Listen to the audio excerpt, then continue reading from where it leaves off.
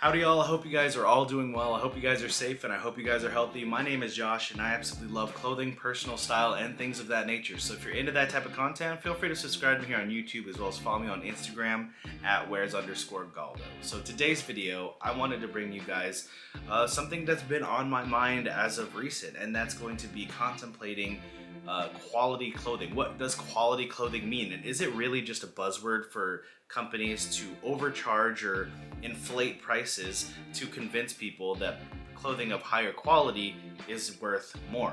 What is, just to get a baseline for what we're talking about today, what is just a general definition for quality? Well, quality, not in the context of clothing, but just quality as a concept, is defined as the standard of something as measured against other things of similar kind, or the degree of excellence of something. Now, that is very, very subjective, and depending on who you talk to and depending on what you're comparing, quality is definitely something that can change depending on who you're talking to. Well, say you ask someone who's really into vintage clothing why they like vintage clothing. A large portion of that population of people who like that will say that clothing back in the day or in the past was made higher quality than clothing today, which to some degrees is true. Or let's talk to someone that is, say, a workwear fan, why they like workwear. Well, a lot of times they'll say that it is for the durability and high quality and how long the clothing lasts. That is also a definition or a justification by means of talking about quality. Another example is, say you speak to someone who's really into designer clothing, just the widely available designer clothing. What they're going to say in regard to like why or how can you justify the price of these things is that they're going to say that they are of high quality and come with social status or some sort of social implications, and in that way they're also denoting there is some sort of social quality associated with these items. And not to just call out other people, but say me, who's like a fan of like, oh, I don't know, avant-garde clothing. Why do I like that stuff? It's because I think it's high quality wearable art. And quality in the sense that there is a very specific artistry that goes about creating the things that I'm enamored with, and so that's how I justify it.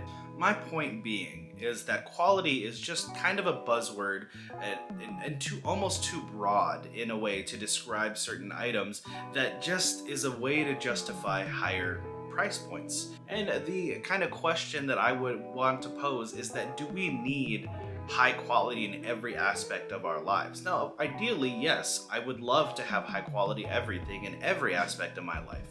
That, to me, sounds like a really good way to live and way to dress myself.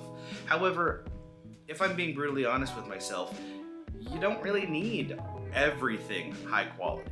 And it really depends on your lifestyle, how you live your life, what you do in your daily life that would kind of justify what you need as far as clothing goes. Based on lifestyle, that is how kind of quality in your mind it constructs what makes something worth it for you.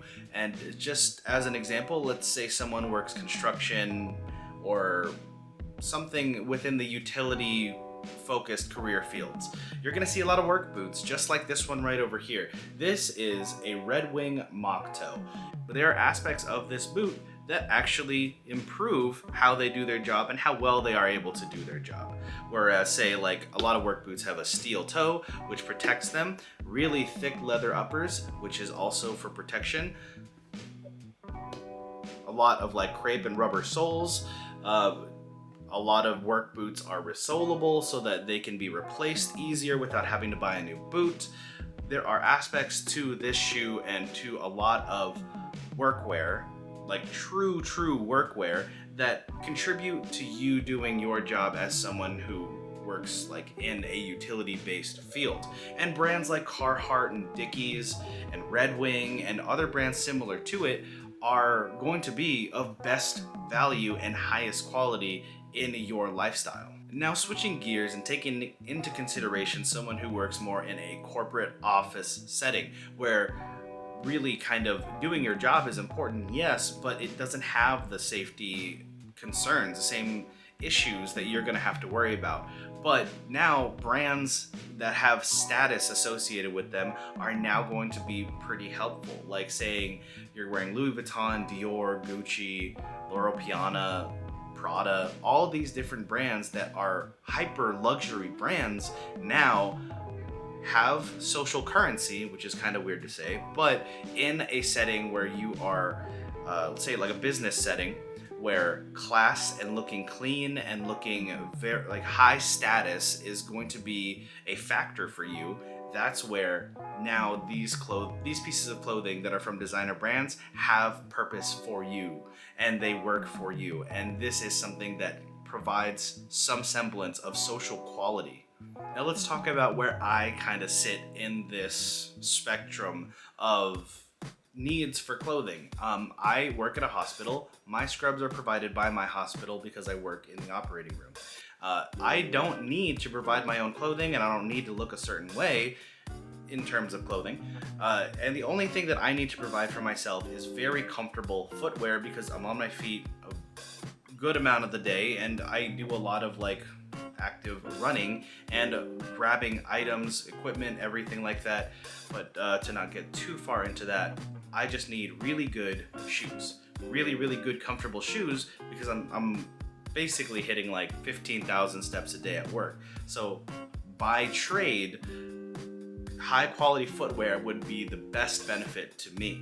But in terms of what I do outside of work, I love clothing in general. So now I do the research and try to learn as much as I can about clothing, because I feel like that is fulfilling to me, and owning things of high quality is kind of quenching that thirst for wanting just clothes in general. So for me, quality comes out of aesthetics. And so the whole reason of me telling you all these different examples is that I break quality down into basically 3 primary categories, where it's functional quality, meaning like, is it durable? Does it work really well for you in terms of what you're doing, physical activity wise? There's social quality. Does it portray a certain message outwardly to the people around you? And then aesthetic quality, and it kind of goes with social, but aesthetic quality meaning, does it look good? And that's my enjoyment of clothing, is I'm primarily aesthetics focused because I don't need any particular type of clothing on my day-to-day. Now this whole time I've been talking about high quality clothing, what defines high quality clothing, but let's actually turn it around and talk about low quality clothing. And just as a disclaimer, I don't want it to come off as me shaming people who buy things of low quality or buy from the brands that I mentioned. I'm just talking about the pros and cons of buying high quality and low quality. Obviously the biggest con of high quality clothing is that it's expensive. But low quality clothing is definitely detrimental in its own way. I think most people who are also within the clothing space or enjoy clothing would say that, would agree on the brands that represent low quality clothing and agree that low quality clothing is much less worth it for them. So brands like Shein, H&M, Zara, I don't know, Boohoo, really any brand that makes cheaper copies of high quality clothing is going to be what I define as low quality clothing here. When it comes to these fast fashion, lower quality brands, there are 2 primary concerns, 2 primary detriments that they provide when they make their clothing. And it is very much a quantity over quality type of game when it comes to low quality clothing, because they're pushing out clothing extremely fast. It's extremely trend based. The build quality of these items sometimes aren't amazing, so they deteriorate a lot faster over time. And also is the ethical concerns that come up with low quality clothing and high speed production.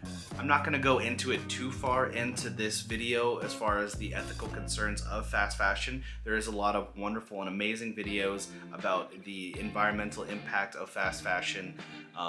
Just if you are interested in that, definitely look for that specifically. But there are very prominent detriments when it comes to buying fast fashion or low quality clothing. Now, where you buy your clothing from and how you style yourself is absolutely none of my business, and I'm not telling you to go a certain way, but I definitely think that everyone deserves to treat themselves in ways that they find fit. So I would say treating yourself to high quality clothing is only to your benefit.